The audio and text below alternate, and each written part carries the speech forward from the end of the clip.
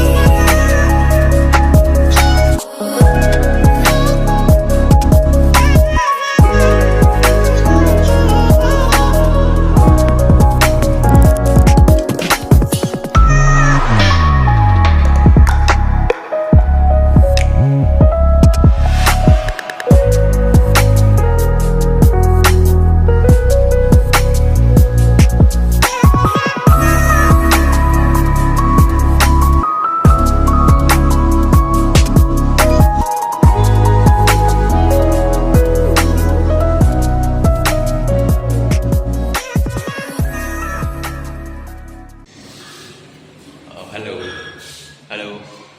Wagah border চাই আমি আহি পালোঁ অলপ আগত এতিয়া বৰ্তমান অমৃতসৰ এখন ভিতৰত আছোঁ